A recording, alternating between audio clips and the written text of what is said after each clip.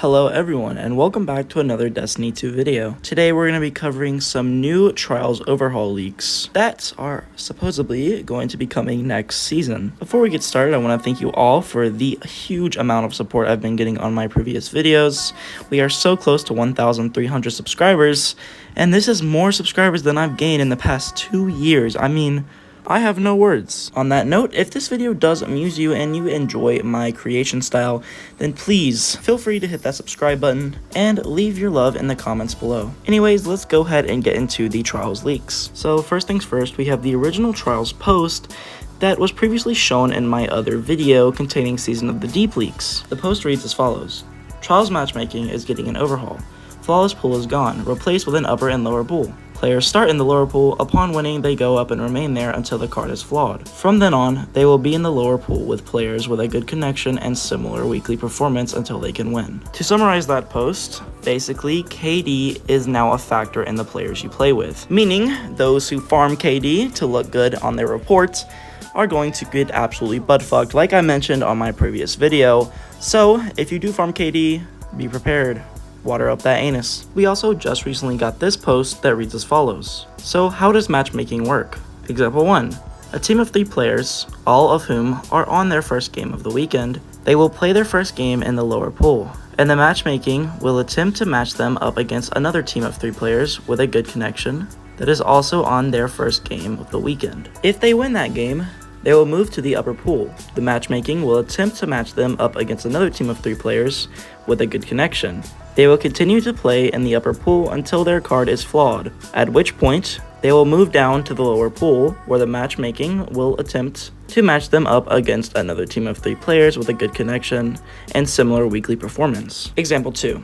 A team of 3 players, all of whom have already gone flawless and have now reset their cards to go again. They will play their first game after resetting in the upper pool, and the matchmaking will attempt to match them against another team of 3 players with a good connection. If they win, they remain in the upper pool.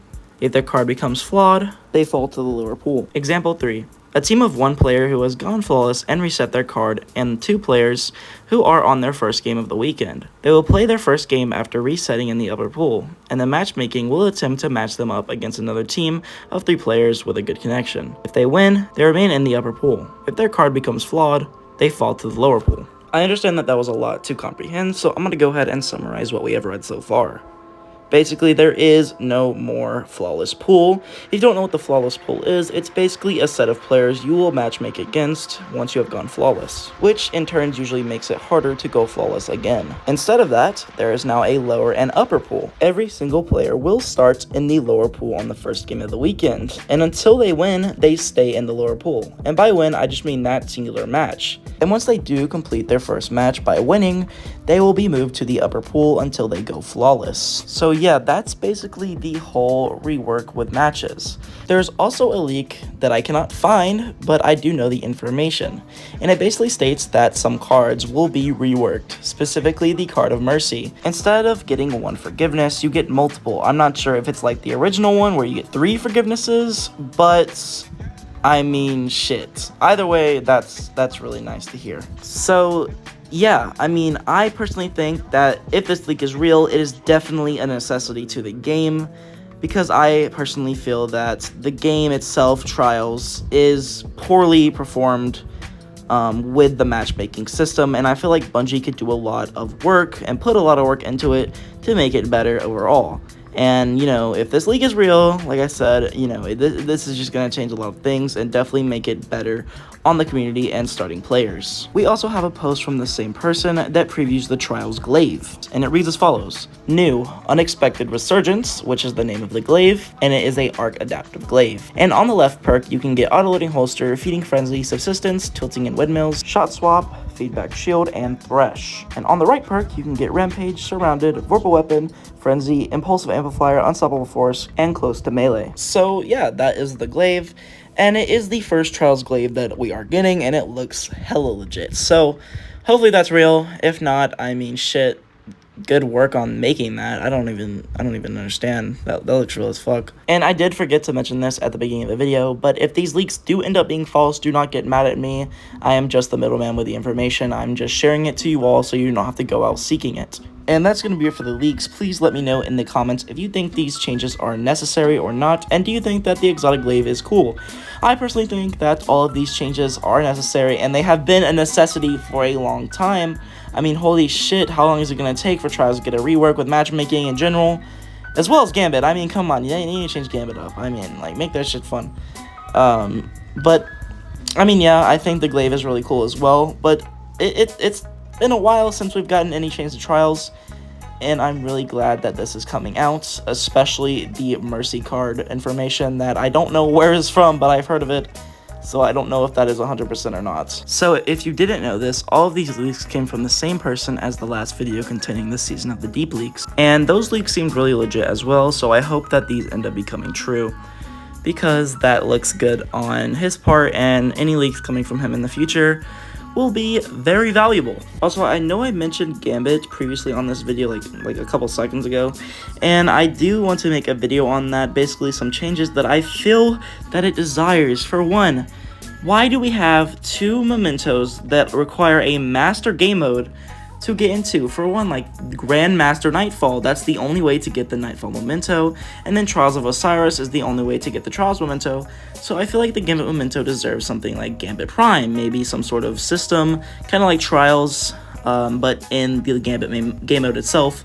And I think that Trials needs a couple different changes that I can't think of at the top of my head, so I will definitely be making a video on that at some point in the future, at least hopefully, because it is definitely something that I feel the game itself needs, because Gambit just feels like a lost game mode at this point. And I mean, the only reason we play it is because of challenges and maybe like trusty or some shit. I mean, if we won something in the pool of Gambit, then that's like the only reason we play it. It's not that great, it's not that fun as something as like Trials and, you know, Grandmaster Nightfalls that I feel I also play because of it. It is fun. Grandmaster Nightfalls are fun, and it feels like the reward is, you know, desired, so it's the reason why, you know, dying so much is definitely something you don't want to be doing in it. And the average player doesn't go flawless on a seasonal basis, so I mean, shit. These are 2 hard-ass game modes, and then you just have Gambit. And unlike Gambit, all of the mementos that you can get are absolutely guaranteed.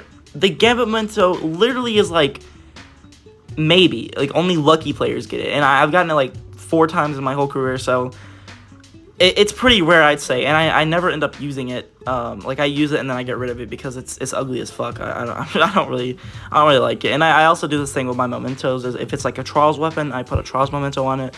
If it's a PvE weapon, I put a, you know, a Nightfall memento on it. So maybe I'll start doing a thing if it's like a mix of PvE and PvP weapon, like Eager Edge.